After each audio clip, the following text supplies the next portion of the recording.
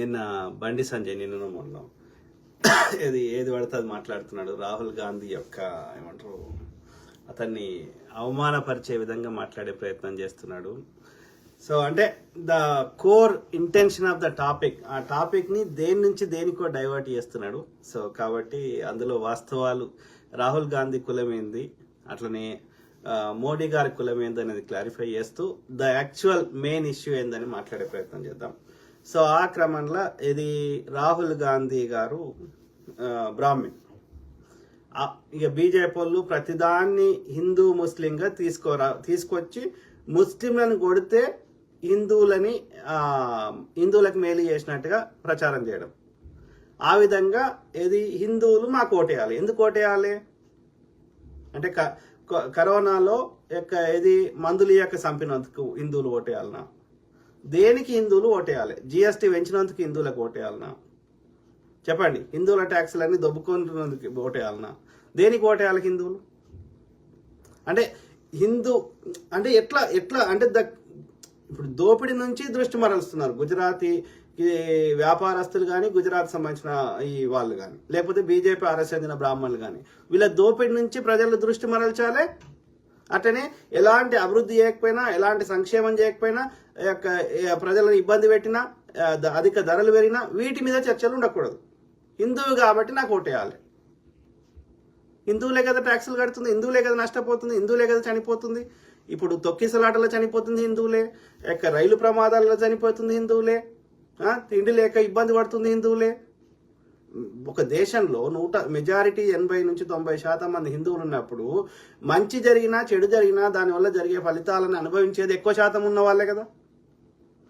అన్నప్పుడు నీ హిందువులు ముస్లింలను కొడితే నాకు హిందువులకు ఎందుకు ఓటేస్తారు నాకు చెప్పండి.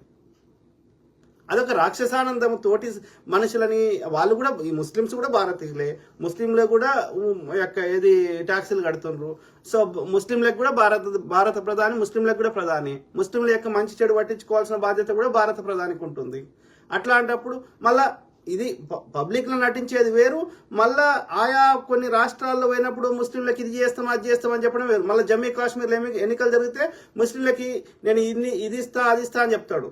అదే ఈశాన్య రాష్ట్రాలకు పోతే అక్కడ క్రిస్టియన్స్ కి ఇంటింటికి బీఫ్ పంచుతా అంటాడు, కేరళ పోతే పంచుతా అంటాడు. అంటే మీకు సిద్ధాంతం లేదు, గెలవడమే ముఖ్యం. ఎట్లన్నా చేసి గెలవకున్నా సరే, మోసం చేసైనా సరే అధికారం ఉండాలి, దోసుకోవాలి, ప్రతిపక్షాలను లేకుండా చేస్తే ఎల్లకాలం మనమే ఉండొచ్చు. ఇంతే. అంటే అధికారము దోపిడి తప్ప ఇక మిగిలింది డే టు డే ప్రజా సమస్యలు దేని గురించి చర్చ కాదు, అసలు ఆ దిశగానే పోదు. అర్థమైందా? ఇవన్నీ డైవర్ట్ పాలిటిక్స్. ప్రజలని ప్రజా సమస్యల నుంచి దృష్టి మరల్చడమే వీళ్ళ పని. దానికి కులము మతము వాడుతున్నారు అంతే, అంతకుమించి ఏం లేదు. ఓకే, సో హిందువులను కొట్టాలి, ముస్లింలు కొట్టాలని ప్రచారం చేయాలి, సింపుల్. కాబట్టి హిందువులను రక్షిస్తాయి. హిందువులను రక్షించేది ఉంటే ఇన్ని దాడులు ఎందుకు జరుగుతాయి హిందువుల మీద? 11 ఏళ్ల నుంచి నువ్వే ఉన్నావు కదా. ఇన్ని తొక్కిసలాటలు జరిగినాయి, ఒక్క ముస్లిం చనిపోయాడా? హిందువే చనిపోయాడు. ఎందుకైతున్నాయి తొక్కిసలాటలు? అంటే బేసిక్ ఇన్ఫ్రాస్ట్రక్చర్ బిల్డ్ చేయలేకపోతున్నావు. ఇన్ని రైలు ప్రమాదాలు ఎవరు చనిపోయిన? హిందువులే కదా. అంటే రైలు ప్రమాదాలు నివారించే వ్యవస్థను నువ్వు ఏర్పరచుకోలేకపోతున్నావు, నువ్వు విశ్వగురువువి. ఆలోచించండి మిత్రులు దయచేసి. సో ఆ క్రమంలో రాహుల్ గాంధీ గారి కులం బ్రాహ్మణ్. ఎట్లా కాదో నాకు చెప్పండి, నేను కామెంట్ చదువుతా. ఓకే, ఇది పండిత్ వాళ్ళ ముత్తాత ఎవరు, వాళ్ళ నాయన ఎవరు? రాజీవ్ గాంధీ గారి తండ్రి ఎవరు? ఆయన పేరేంది? ఫిరోజ్ గండి వాళ్ళ ఫిరోజ్ గండి. తర్వాత అమ్మవారు సోనియా గాంధీ, రాహుల్ గాంధీకి తండ్రి రాజీవ్ గాంధీ వాళ్ళ తల్లి ఇందిరా గారి వారి తండ్రి నెహ్రూ గారు, పండిత్ నెహ్రూ గారు. ఇంకా వాళ్ళ పండిత్ నెహ్రూ గారి కంటే ముందు చాలా మంది ఉన్నారు మనకు తెలుసు. వాళ్ళంతా ఈ పండిత్ బ్రాహ్మణ్. అర్థమైందా? సో ఈ బ్రాహ్మణ్ పండిత్ నెహ్రూ గారి నుంచి భారతదేశ మొదటి ప్రధాని, స్వతంత్ర ఉద్యమంలో పాల్గొన్నాడు. 16 ఏళ్ళు భారతదేశాన్ని పరిపాలించిండు. సో ఆయన జీవితం అంతా దేశం కోసం అర్పించిండు. పండిత్ జవహర్లాల్ నెహ్రూ గారు ఎన్నో పుస్తకాలు రాసిండు, 9 ఏళ్ళు జైలు జీవితం గడిపిండు. సో పండిత్ జవహర్లాల్ నెహ్రూ గారి కూతురు ఇందిరా ప్రియదర్శిని. అర్థమైందా? ఇందిరా ప్రియదర్శిని ఆ ఫిరోజ్ గండి అనే ఆయన పెళ్లి చేసుకున్నది. ఫిరోజ్ గండి ఎవరు? పార్సీ అతను, లేదా జొరాస్ట్రియన్ లేదా పార్సీ అతను. ఈ పార్సీలు భారతదేశంకి ఎప్పుడు వచ్చిండ్రు? స్మృతి ఇరానీ ఉంది, ఆమె పేరేంది? స్మృతి మల్హోత్రా, బీజేపీ నాయకురాలు.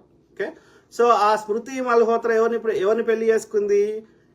ఈ జుబేద్ ఇరానీ అనే ఆయన్ని పెళ్లి చేసుకుంది, పార్సీ అతన్ని. చేసుకున్నాక స్మృతి ఇరానీగా మారింది. మరి స్మృతి ఇరానీ ఏమని చెప్పుకుంటుంది? బ్రాహ్మణ్ అని చెప్పుకుంటుంది.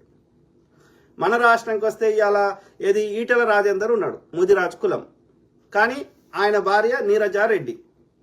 వాళ్ళ పిల్లలకి ఏమని పెట్టుకున్నాడు? రెడ్డి అని పెట్టుకున్నాడు. అర్థమైందా? సో అంటే ఇక్కడ నేను ఏం చెప్తున్నా అంటే ఇక్కడ మనం ఓవరాల్ ఈ పరంపరను గమనిస్తే మన భారతదేశం కానీ ప్రపంచం కానీ పేట్రియాటికల్ సొసైటీ అంటే పితృస్వామ్యం అయినప్పటికీ, అంటే మగవాళ్ళదే రాజ్యం నడిచేటువంటి కల్చర్ ఉన్నప్పటికీ, కానీ కొన్ని కల్చర్లలో ఉన్నది. మనం అదేంది సినిమా వచ్చింది కదా మన శాతవాహనులది, శాతకర్ణి. సో వాళ్ళందరూ తల్లి పేరు పెట్టుకుంటారు. ఓకే, సో అట్లా నేను ఏం చెప్తున్నా అంటే తల్లిదండ్రులు ఇద్దరు ఇట్లా ఇష్టం వాళ్ళ ఇష్టములను పెట్టుకోవచ్చు. అర్థమైందా? సో అంటే తల్లిదండ్రులు పెట్టుకోవచ్చు, తండ్రిదండ్రులు పెట్టుకోవచ్చు. కొందరు తండ్రిది పెట్టుకుంటారు, మెజారిటీ తండ్రిది పెట్టుకుంటారు, కొంతమంది తల్లిది పెట్టుకుంటారు. ఏది ఏమైనా నెహ్రూ గారి యొక్క కూతురు ఇందిరాగాంధీ గారు ఒక పార్సీ వ్యాపారస్తు. ఈ పార్సీలు ఎవరు అంటే వాళ్ళ గురించి ఒక క్లుప్తంగా చెప్పే ప్రయత్నం చేస్తారు. పార్సీలు ఎవరు అంటే ఇలా మన రతన్ టాటా ఉన్నాడు, పార్సీ. బాంబే డయింగ్ అధిపతి, ఆయన పేరు మర్చిపోయినా, అది పార్సీ. చాలా మంది పార్సీ అంటే పర్షియా దేశం వారు అని అర్థం. ఈ పర్షియా అంటే ఇప్పుడున్న మెజారిటీ ఇరాన్ చుట్టుపక్కల కొన్ని రాజ్యాలు కానీ కొన్ని రాజ్యాలు సపరేట్ అయిపోయినాయి. సో ఇప్పుడు మెజారిటీ పెద్ద దేశము ఇప్పుడు, ఎందుకంటే అప్పుడు ఆటోమన్ ఎంపైర్ ఉండి, అంతకుముందు పర్షియా తర్వాత ఆటోమన్ ఎంపైర్ వచ్చింది. ఆటోమన్ ఎంపైర్ సెకండ్ వరల్డ్ వార్ అప్పుడు ముక్కలు అయిపోయి ఇప్పుడు చిన్న చిన్న దేశాలైనాయి, సౌదీ అరేబియా, యుఏఈ ఇవన్నీ. ఓకే, ఇరాక్ ఇవన్నీ. సో అంతకంటే ముందు పర్షియా అనేది ఇంకా పెద్ద రాజ్యం ఉండే ఆటోమన్ ఎంపైర్ కంటే. సో అర్థమైందా? అంటే ఇప్పుడున్న కజకిస్తాను, టుర్కిమిస్తాను, ఇట్లా చాలా ఉన్నాయి. ఓకే, సో కాబట్టి కానీ పెద్ద దాని గురించి మాట్లాడదాం. మెయిన్ ద కోర్ ఈస్ ఇరాన్కి అర్థమైంది ఆర్యనే ఇరానే ఆర్యన్. ఓకే, సో అయితే ఈ ఇరాన్కి ఇస్లాం ఎప్పుడు పుట్టింది? ఇంచుమించు 600 సంవత్సరాలు పుట్టింది, ఏడి 600, అరౌండ్ 600. సో 600 కంటే ముందు ఏముండే పర్షియాలో, ఇరాన్లో అంటే అప్పుడున్నది ఏంటంటే ఈ పేగిజం అంటారు, పేగన్ లేదా పేగిజం అంటారు. అంటే అర్థం ఏంటంటే ఇప్పుడు ఇస్లాం లేని ఒకటే దేవుడు, రైట్, అల్లా. తర్వాత మోనో దేవుడు, ఆకారం ఉండదు, ఏవి విగ్రహారాధన ఉండదు. సేమ్ థింగ్ ఇస్లాంలో, క్రిస్టియానిటీలో మన యొక్క జీసస్.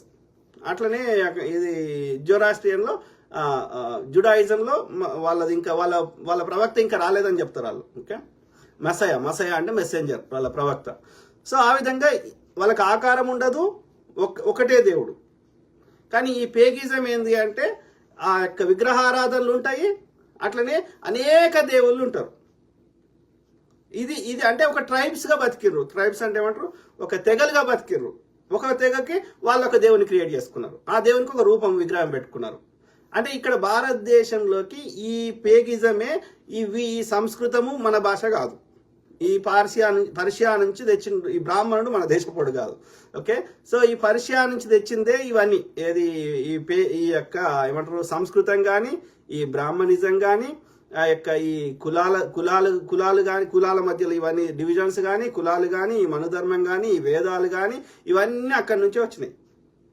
సంస్కృతము ఇప్పటికీ ఈ పార్సీలు, అదే జొరాస్ట్రియన్స్ వాళ్ళ యొక్క అవస్థ పుస్తకం చదవండి, అవస్థ. సో అందులో ఆ యొక్క లాంగ్వేజ్ లో ఆ యొక్క వాళ్ళ యొక్క పవిత్ర గ్రంథము, నేను నోటికి పేరు మర్చిపోయినా, అవస్థ అనేది లాంగ్వేజ్. సో అందులో సేమ్ సంస్కృతం లాగానే ఉంటాయి అన్ని పదాలు. ఇప్పటి పర్షియా, ఓల్డ్ పర్షియా అన్ని మెజారిటీ సంస్కృతం లాగానే ఉంటాయి. ఆ వే ఆఫ్ ఇది కూడా ఈ మన యొక్క మొఘళ్ళ కాలంలో కానీ, అంతకుముందు కాలంలో కానీ, ఈ ఇరానీలు పరిపాలించిన అన్నిట్లలో పర్షియా అన్న అఫీషియల్ లాంగ్వేజ్ ఉంటుండే, లేకపోతే సంస్కృతం అన్న ఉంటుండే. అర్థమైందా? సో మన ఈవెన్ ఇంక్లూడింగ్ మొఘళ్ళ కాలంలో కూడా, ఈ మొఘళ్ళు కూడా మంగోలియా మళ్ళీ అదే పర్షియాకి రిలేటెడ్. ఓకే, సో అర్థమైందా? సో ఆ క్రమంలో ఏం చెప్తున్నా అంటే ఈ యొక్క పార్సీలు అనే వాళ్ళు అప్పుడు ఇస్లాం అనేది ఇరాన్ పర్షియా దేశంలోకి వచ్చిన తర్వాత అక్కడ వాళ్ళు పర్సిక్యూట్ అంటే అక్కడ మతమన్న కన్వర్ట్ కాండి, లేకపోతే సంపుతం అంటే వీళ్ళు మతం కన్వర్ట్ కావడం ఇష్టం లేక, సావడానికి ఇష్టపడక ఏది యొక్క సముద్ర మార్గం పట్టుకొని బోట్లలో మన యొక్క గుజరాత్ రాష్ట్రానికి వచ్చారు. అర్థమైందా? గుజరాత్ రాష్ట్రానికి ప్రాణాలు కాపాడుకోవడానికి అసైలం అంటే ఆశ్రయం కోసం వచ్చారు. ఆశ్రయం కోసం వచ్చి అక్కడ గుజరాత్ రాజును బతిలాడిర్రు. ఏది మాకు ఆశ్రయం కల్పించు అంటే వాళ్ళు అతను రాజు ఏమన్నాడంటే మాకు ఇక్కడ ఆల్రెడీ నాకు అంత కెపాసిటీ లేదు, మిమ్మల్ని తీసుకునే అంత శక్తి లేదు అని రాజు మేము ఆశ్రయం కల్పించామంటే అప్పుడు వాళ్ళు బతిలాడుకొని ఆ రాజుని కన్విన్స్ చేసారు. ఒక నిండుగా ఉన్న పాలది కుండ చెంబు లేదా కుండ తీసుకొని వచ్చి అందులో చక్కెర వేసారు, అడిషనల్ గా షుగర్ వేసారు. షుగర్ వేస్తే ఆ షుగర్ పొంగిపోతలేదు పాలలోకి వెళ్ళి, ప్లస్ పాలను స్వీట్ గా తీయగా చేసింది. కాబట్టి ఏమంటారంటే వాళ్ళు ఏమని అన్నారంటే ఈ పాలల్లో చక్కెర లాగా మీ రాజ్యంలో కలిసిపోతాము, మీకు సహాయకరంగా ఉంటాము, ఇక్కడ మంచి సేవ చేస్తాము, ఇక్కడ మీతో కలిసిపోయి ఉంటాం కానీ మీకు ఎలాంటి ఇబ్బంది పెట్టాము అని రాజుని కన్విన్స్ చేస్తే ఆ రాజు ఈ పార్సీలకి గుజరాత్ రాజు యొక్క పార్సీలకి ఆశ్రయం ఇచ్చిండు. ఆ విధంగా భారతదేశంలోకి పార్సీలు వచ్చారు. వచ్చినాక వాళ్ళు ఈ పార్సీలు కష్టపడతారు, వ్యాపార తెలివితేటలు బాగా ఉన్నాయి కాబట్టి ఇప్పటికీ భారతదేశంలో అత్యంత ధనవంతులైన వాళ్ళు, ముఖ్యంగా బొంబాయి గుజరాత్ సపరేట్ లేదు, అప్పుడు బొంబాయి గుజరాత్ కలిసే ఉండే, ఒకటే రాష్ట్రం ఉండే. ఓకే, ఆ యొక్క మొదటి ఎస్ఆర్సీ చేసినాక రెండు రాష్ట్రాలుగా విభజించడం జరిగింది. ఓకే, ఈ మహారాష్ట్ర ఉన్న కొంత భాగాన్ని మిగతా మధ్యప్రదేశ్, ఛత్తీస్గఢ్, హైదరాబాద్ ఇవన్నీ రాష్ట్రాల నుంచి కొంచెం కొంచెం భాగం తీసి మొత్తం మహారాష్ట్ర చేసారు, అది గుజరాత్ చేసారు. అంతకుముందు గుజరాత్ బొంబాయి కలిసే ఉండే. అర్థమైందా? సో అంటే అహ్మదాబాద్ లో ఉన్న గుజరాత్ లో ఉన్నటువంటి వ్యాపారులు ఈ యొక్క బొంబాయిలో వచ్చి వ్యాపారాలు చేసుకోవడం స్టార్ట్ చేశారు. ఆ విధంగా బొంబాయిలో కానీ గుజరాత్ లో కానీ అత్యంత ధనవంతులుగా ఉన్నవారు పార్సీలు. అర్థమైందా? సో ఆ విధంగా ఆ పార్సీలకు సంబంధించిన వాళ్ళు చదువులో ముందంజలో ఉన్నారు, అట్లనే వ్యాపారాల ముందస్తులు ఉన్నారు. బ్రిటిష్ వాళ్ళని కూడా మెప్పించి బ్రిటిష్ వాడి కాలంలో జంషెడ్జీ టాటా స్టీల్ ఉక్కు కర్మాగారాలు పెట్టిండు అంటే అర్థం చేసుకోండి. అంటే బ్రిటిష్ వాడు కూడా వాళ్ళ టాలెంట్ని గుర్తించిండు. అంటే ఆ కాలంలోనే వాళ్ళు ఎంత ఉన్నత స్థానంలో ఉన్నారు, వాళ్ళకి ఎన్ని కన్విన్సింగ్ స్కిల్స్ ఉన్నాయి, ఎంత వ్యాపార స్కిల్స్ ఉన్నాయి అనేది మనం ఇక్కడ గమనించాలి పార్సీలను. అర్థమైందా? ఇప్పటికీ నేను గతంలో చెప్తలేను, నువ్వు గోద్రేజ్, నాకు అన్ని నోటికి కంపెనీ పేర్లు గుర్తులేవు కానీ గోద్రేజ్, బాంబే డైయింగ్, నువ్వు ఏదైనా తీసుకో, బొంబాయికి సంబంధించిన మెజారిటీ వాళ్ళే. అర్థమైందా? పార్సీలే. సో ఆ విధంగా ఆ పార్సీ అతను లండన్, అప్పుడు అందరు ఏం చేస్తారు, లండన్లో యూకే, ఎందుకంటే బ్రిటిష్ వాడు మన దేశాన్ని అన్నేళ్ళు పరిపాలించినప్పుడు అప్పుడు ఈ యొక్క పై చదువులు చదవాలంటే లండనే పోయి చదివేటోళ్ళు, ఆ న్యాయవాదం కానీ ఇంకోటి కానీ. ఆ విధంగా ఇందిరాగాంధీ గారు అక్కడ లండన్లో చదువుకునేటప్పుడు అక్కడ యూనివర్సిటీలో లేకపోతే కాలేజీలో ఈయన పరిచయం అయ్యిండు. ఈ ఫిరోజ్ గండి అనేటి ఆయన పార్సీ ఆయన పరిచయం అయ్యి ఆయన ఎన్నోసార్లు ప్రపోజ్ చేస్తే మెజారిటీ చాలు ఆమె అంగీకరించలేదు. లాస్ట్కి చివరికి ఎన్నో ప్రయత్నాలు చేస్తే అంగీకరించి ఆమె ఫ్రాన్స్లో ప్యారిస్లో పెళ్లి చేసుకున్నది. ఫిరోజ్ గండి అనేటి ఆయన చేసుకున్నాక 2 పిల్లలు పుట్టిరు. ఓకే, ఎవరు? ఈ యొక్క రాజీవ్ గాంధీ, సంజయ్ గాంధీ. ఓకే, సో ఆ తర్వాత వాళ్ళు కొన్ని విభేదాల వల్ల వాళ్ళు విడిపోయారు. ఎవరు? ఫిరోజ్ గాంధీ అండ్ ఇందిరాగాంధీ. అయితే ఆయన గాంధీ ఎక్కడి నుంచి వచ్చింది? ఇందిరా ప్రియదర్శిని నెహ్రూ కదా. మరి ఇందిరా గాంధీ ఎట్లయింది అంటే ఈ ఫిరోజ్ గండి అనే పార్సీ ఆయన ఆయనకు గాంధీ గారు అంటే చాలా అభిమానం, మహాత్మా గాంధీ గారు. ఓకే, మోహన్ దాస్ కరమ్చంద్ గాంధీ లేదా మహాత్మా గాంధీ గారు, జాతిపిత బాపూజీ. ఆయన అంటే గౌరవం, ఆయన అందరికి గౌరవమే. ఆయనను ఇన్స్పిరేషన్ గా తీసుకొని స్వతంత్ర ఉద్యమంలోకి వచ్చిన వారు ఎంతో మంది. ఓకే, మహాత్మా గాంధీ, వల్లభాయ్ పటేల్ గారు గాంధీని చూసే వచ్చిండు, సుభాష్ చంద్రబోస్ గారు గాంధీని చూసే స్వతంత్రంలో పాల్గొన్నాడు, భగత్ సింగ్ గారు గాంధీని చూసే ఇన్స్పైర్ వచ్చినారు. అట్లా ఎంతో మంది ఉన్నారు. ఓకే, సో ఆ క్రమంలో మహాత్మా గాంధీని చూసి వచ్చి ఆయన గాంధీ గారి అభిమానంతో ఆ పేరుకు దగ్గరలో ఉంది, ఇంగ్లీష్లో రాస్తే గండి, GANDI ఉంటుంది. ఓకే, లేకపోతే DHI ఉండదు, లేకపోతే ఈ గాంధీ GANDHI. సో గాంధీ గారి మీద అభిమానంతో గండి ఉన్న పేరుని గాంధీ అని మార్చుకున్నాడు ఆ ఫిరోజ్ గండి అనేట ఆయన పార్సీ. ఆ విధంగా ఫిరోజ్ గాంధీ అయింది. ఆ విధంగా ఫిరోజ్ గాంధీని ఇందిరాగాంధీ అట్లా అంటే ఇక్కడ ఏం చెప్తున్నా, మహాత్మా గాంధీ గారు ఉన్న అభిమానంతో వాళ్ళకి గాంధీ అని పెట్టుకున్నారు. ఆ ఫిరోజ్ గాంధీ అయినా ఇందిరాగాంధీ అయినా అంతవరకే కానీ వాళ్ళు ఆయననే వాళ్ళ ఫిరోజ్ గండి అనేట ఆయనేమో పార్సీ ఆయన, Indira Gandhi Brahmin, Pandit Jawahar Lal Nehru Brahmin, Indira Gandhi Brahmin. Okay, so ఆ తర్వాత ఇందిరాగాంధీ కొడుకు రాజీవ్ గాంధీ, సంజీవ్ గాంధీ. ఇక సంజయ్ గాంధీ ఏం చేసిండు, ఆయన పంజాబీ ఆమెను పెళ్లి చేసుకున్నాడు, మేనకా గాంధీ. సో మేనకా గాంధీ కొడుకు వరుణ్ గాంధీ. మేనకా గాంధీ, వరుణ్ గాంధీ ఇప్పుడు బీజేపీలో ఉన్నారు. ఓకే, సో తర్వాత ఇది మన రాజీవ్ గాంధీ. రాజీవ్ గాంధీ కొడుకు రాజీవ్ గాంధీ ఎవరిని పెళ్లి చేసుకున్నాడు, సోనియా గాంధీని చేసుకున్నాడు. ఇటలీ దేశస్తురాలు అంటున్నారు, కరెక్ట్. ఆయన ఎందుకంటే రాజీవ్ గాంధీ ఫ్లైట్, ఈయనకు ఇందిరాగాంధీకి వారసుడు సంజయ్ గాంధీ అని. సంజయ్ గాంధీ పాలిటిక్స్ లో ఉండే, యూత్ కాంగ్రెస్ నుంచి అన్నిట్లలో. రాజీవ్ గాంధీ గారికి పాలిటిక్స్ ఇష్టం లేకుండే, అందుకని రాజీవ్ గాంధీకి ఆయనకి ఏంటంటే పైలట్ కావాలి అని ఆయన పైలట్ అయ్యిండు. ఫ్లైట్ నడిపేవాడు. ఫ్లైట్ నడుపుతుంటే అక్కడ ఇంటర్నేషనల్ ఫ్లైట్ నడిపినప్పుడు ఆయన ఈ ఇటలీకి పోయినప్పుడు అక్కడ హోటళ్లలో ఉండేటోడు. ఉన్నప్పుడు ఈమె అక్కడ హోటల్లో పనిచేసేది. అట్లా వీళ్ళకి పరిచయం అయింది. ఎవరు, సోనియా గాంధీ గారు. సోనియా గాంధీ గారు అట్లా పరిచయం అయి ఆ విధంగా అది ప్రేమగా మారి పెళ్లి చేసుకోవడం జరిగింది. పెళ్లి చేసుకొని వాళ్ళు సింపుల్ లైఫే బతికినారు. ఆయన రాజకీయాలు రావాలని ఎప్పుడూ లేకుండే రాజీవ్ గాంధీ గారికి. లేకపోతే సంజయ్ గాంధీ గారు చనిపోవడం వల్ల ఇందిరాగాంధీ గారు, సంజయ్ గాంధీ అంతకుముందే చనిపోయింది ఇందిరాగాంధీ గారు బతుకున్నప్పుడే. తర్వాత ఇందిరాగాంధీ గారు చనిపోవడం వల్ల విధి లేని పరిస్థితులలో ఆ రాజీవ్ గాంధీ గారిని, అప్పుడున్నటువంటి కాంగ్రెస్ లో ఉన్న పెద్దలు, నువ్వు వారసునిగా ఆ రాజీవ్ గాంధీని ప్రధానమంత్రిని చేసారు. అర్థమైందా? లేకపోతే ఆయన రాజకీయాలకు రావాలని లేదు. సో సోనియా గాంధీ గారు ఆమె హిందూ సాంప్రదాయం, అక్కడ వాళ్ళ క్రిస్టియానిటీ ప్రకారం పెళ్లి చేసుకుంది. అట్లనే హిందూ సాంప్రదాయం ప్రకారం పెళ్లి చేసుకొని భారతీయ పౌరసత్వం తీసుకున్నది. ఇక్కడ 50 ఏళ్ళలో 60 ఏళ్ళ నుంచో ఉంటున్నది. ఓకే, ఆమె ఏమి రాజకీయాల్లో ఏం పదవులు కూడా ఆశిస్తలేదు. ఇందిరాగాంధీ గారు కూడా హిందూ సాంప్రదాయం ప్రకారమే పెళ్లి చేసుకుంది. అర్థమైందా? అంటే వాళ్ళు ఈ హిందూ సాంప్రదాయాన్ని, బ్రాహ్మణ సాంప్రదాయాన్ని కొనసాగించారు. ఇందిరాగాంధీ గారైనా, అదేవిధంగా ఇక్కడ సోనియా గాంధీ గారైనా, రాహుల్ గాంధీ గారైనా, రాజీవ్ గాంధీ గారైనా, పండిత్ జవహర్ లాల్ నెహ్రూ గారైనా అందరూ బ్రాహ్మణ హిందూ సాంప్రదాయాన్ని పాటిస్తూ వచ్చారు. ఇందులో ఇద్దరు, ఒకరు ఫిరోజ్ గండి గారు పార్సీ అతను, సోనియా గాంధీ గారు ఇటలీకి చెందిన ఆమె. కానీ వీళ్ళందరూ వాళ్ళ పుట్టుకతోటి ఏదొచ్చినా వాళ్ళు భారతదేశ పౌరసత్వాన్ని తీసుకున్నారు, లేదా భారత పౌరులు, సిటిజన్స్. అట్లనే వాళ్ళు హిందూ సాంప్రదాయాన్ని, బ్రాహ్మణ సాంప్రదాయాన్ని పాటించారు. ఆ తర్వాత రాజీవ్ గాంధీ, సోనియా గాంధీ పుట్టిన వారు ఇప్పుడు ప్రియాంక గాంధీ గారు. ఇప్పుడు ప్రియాంక గాంధీ గారు ఆయన క్రిస్టియన్ చేసుకుంది. ఆమె పేరు ప్రియాంక గాంధీ వాద్రా. ఇప్పుడు రాహుల్ గాంధీ గారు ఇంకా పెళ్లి చేసుకోలేదు. రాహుల్ గాంధీ గారు. సో వీళ్ళు హిందూ బ్రాహ్మణ సాంప్రదాయాన్ని పాటిస్తున్నారు. బండి సంజయ్, నీ క్వశ్చన్ ఏంది? What is your problem? చెప్పండి మిత్రులారా, అర్థమైందా? మహాత్మా గాంధీ గారు మోద్ బనియా, ఈ గ్రాసరీ అంటే ఏమంటారు, మన వైశ్యులలో మన కిరాణా షాప్ నడుపుకుంటారు కదా, ఆ కులానికి చెందినవారు అక్కడ బనియా అంటారు. మోద్ బనియాకు చెందిన వారు మహాత్మా గాంధీ గారు. ఓకే, జాతిపిత. ఇక మన మోడీ గారు ఏంటంటే వీళ్ళు కులం.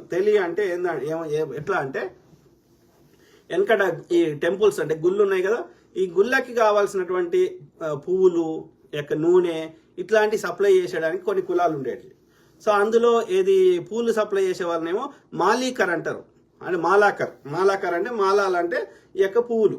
ఓకే, సో అట్లనే తెలీకర్ అంటే తేల్ అంటే నూనె సప్లై చేసేవారు. నూనె ఎక్కడి నుంచి సప్లై చేసేవారు అంటే వాళ్ళు గానుగ బట్టి ఆ గానుగ ద్వారా వచ్చిన నూనెని గుడికి సప్లై చేసేవారు. అది తెలియకులం. అర్థమైందా? మోడీ అనేట ఆయన ఆ తెలియకులం. సో అట్లా ఈ నూనె అంటే గానుగ పట్టేటోళ్ళు. గానుగ పట్టుడితో పాటు కాలక్రమేణా ఏం చేసారు వాళ్ళు అంటే ఈ నూనెను అమ్మడం అనే వ్యాపారం చేసారు. ఆ విధంగా ఈ తెలియకులం వాళ్ళు ఈ బనియాలో లేదా వైశ్యులుగా ఉపకులంలోకి అందులోకి వచ్చారు. అర్థమైందా?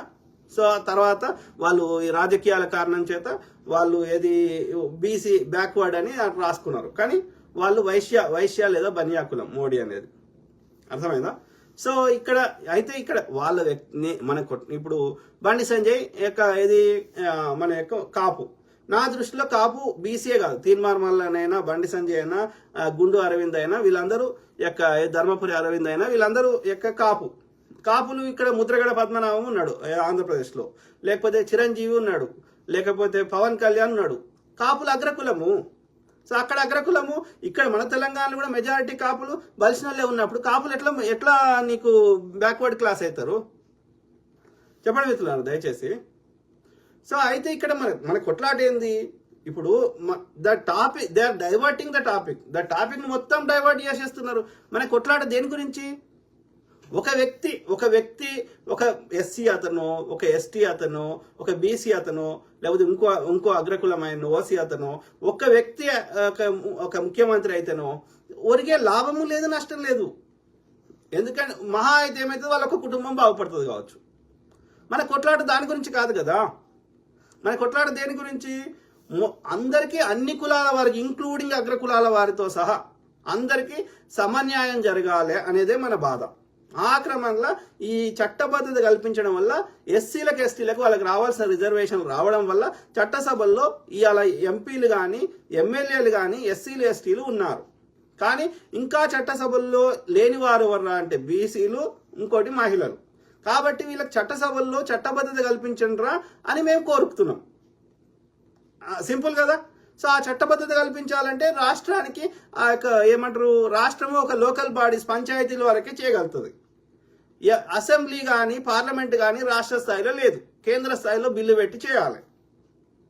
ఎవడాపుతున్నాడు? నరేంద్ర మోడీ గారిని జనాభా లెక్కలు 2011లో కాంగ్రెస్ ప్రభుత్వం చేసింది, డాక్టర్ మన్మోహన్ సింగ్ గారి హయాంలో. 2021లో చేయాలి, కరోనా వచ్చిందని చెప్పిండు.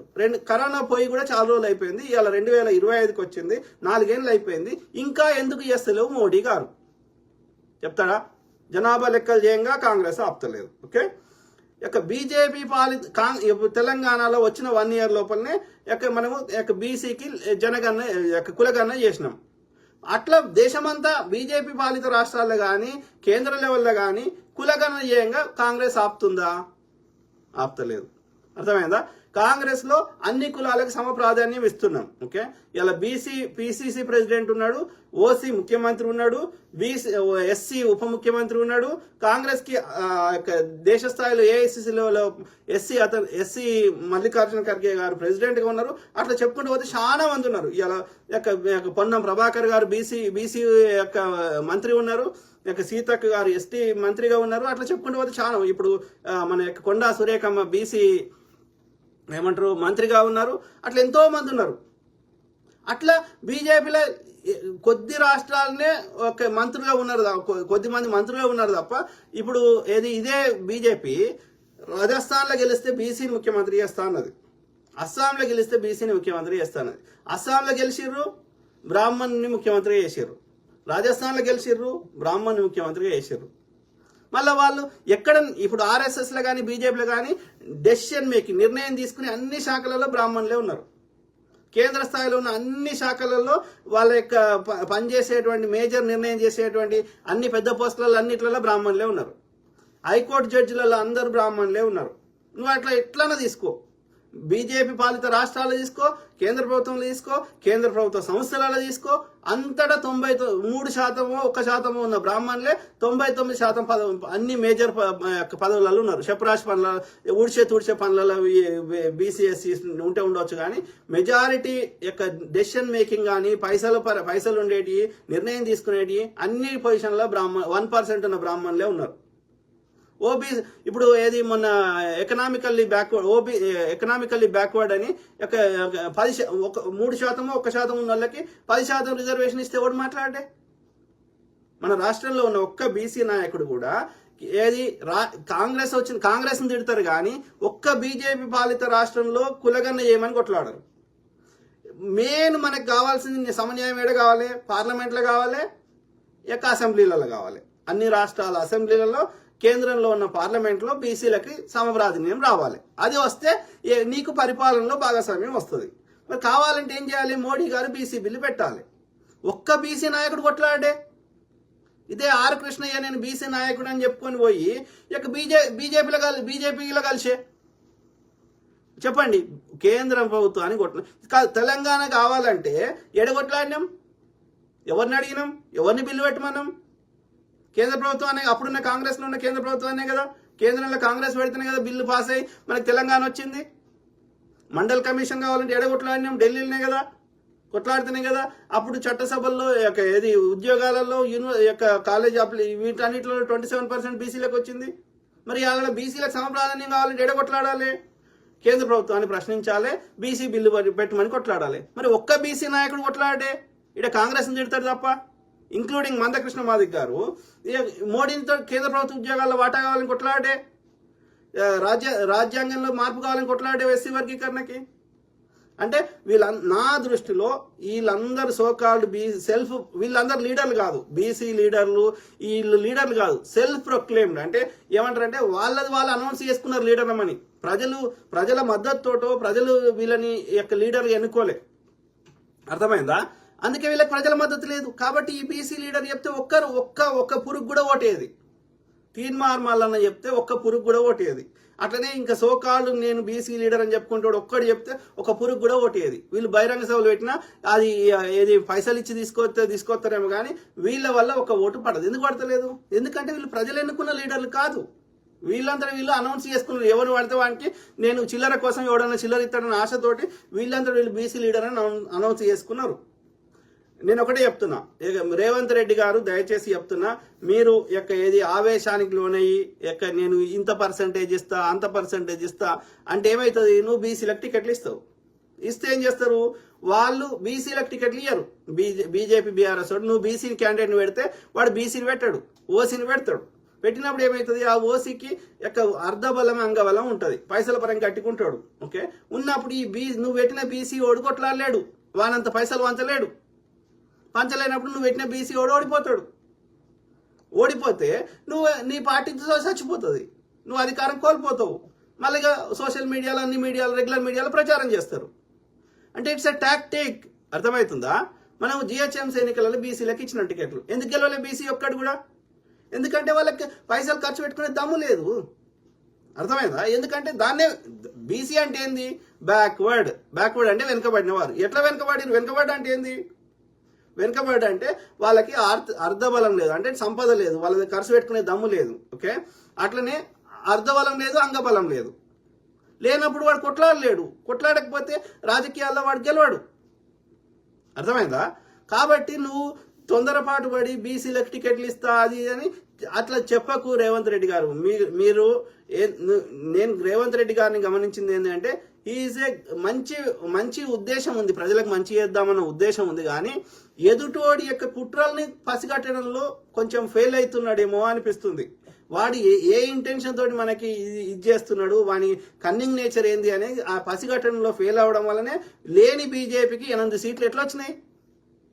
ఎందుకంటే ఏ కారణం చేతునో కానీ మీరు రేవంత్ రెడ్డి గారు మీరు బలహీన అభ్యర్థులకు కాంగ్రెస్లో టికెట్లు ఇవ్వడం వల్ల మీరు వాడు ఓటుకు నోటు కేసులు లోపలేస్తాను బెదిరించిండా ఇంకేం చేసిండో నాకు తెలియదు. కానీ మీరు పార్లమెంట్ ఎన్నికలలో అక్కడ కాంగ్రెస్ లో ఉన్న బలహీన అభ్యర్థులకు టికెట్ ఇవ్వడం వల్ల కాదు, అసెంబ్లీలో గెలవనటువంటి బండి సంజయ్, అసెంబ్లీ ఎన్నికల గెలవని ఈటెల రాజేందర్, అసెంబ్లీ ఎన్నికల గెలవనటువంటి ఈ రఘునందన్ రావు ఎట్లా ఎంపీ ఎన్నికల్లో గెలుస్తారు నాకు చెప్పండి?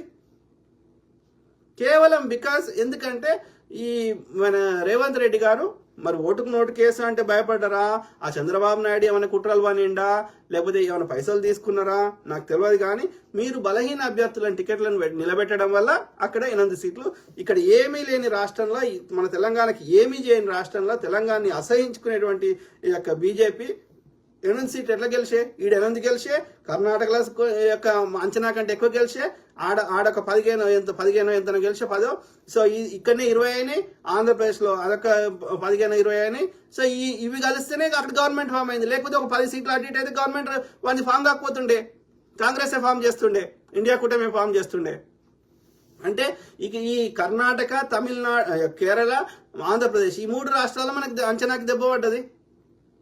ముఖ్యంగా కాంగ్రెస్ పాలిత రాష్ట్రాలైన కర్ణాటక, తెలంగాణలో బీజేపీకి అన్ని సీట్లు ఎట్లా వస్తాయి?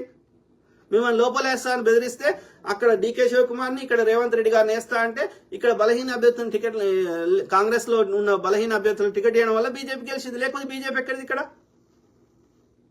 ఆలోచించండి. కాబట్టి ఇప్పుడు ఏం చెప్తున్నాయో ఇక్కడ స్టోరీ అంటే వాళ్ళ ట్రాప్లో రేవంత్ రెడ్డి గారు మీరు పడకండి దయచేసి. ఓకే, అర్థమైందా? బలహీన అభ్యర్థులకు టికెట్లు ఇస్తే గెలవము, అది బీసీ గీసీ అట్లా కాదు. ఎవరైతే అక్కడ లోకల్లో పట్టు ఉంది, ఎవరైతే లోకల్ అవైలబుల్ ఉంటారో, ఎవరైతే అక్కడ 4 పైసలు ఖర్చు పెట్టుకునే దమ్ము ఉంది, అక్కడ ఎవరైతే ప్రజలు ఎవరిని అభిమానిస్తారో కులాలకు అతీతంగా మతాలకు అతీతంగా వారికి టికెట్లు ఇవ్వండి. ఎప్పటిదాకా? ఎప్పుడైతే బీసీ బిల్లు మహిళా బిల్లు అమలు చేస్తారో అప్పుడు చట్టాన్ని పాటించాలి కాబట్టి ఇస్తాం. నేను చెప్పిన తప్పు అనిపిస్తే మీరే కూర్చుంటే ఒకసారి ఆలోచించుకోండి.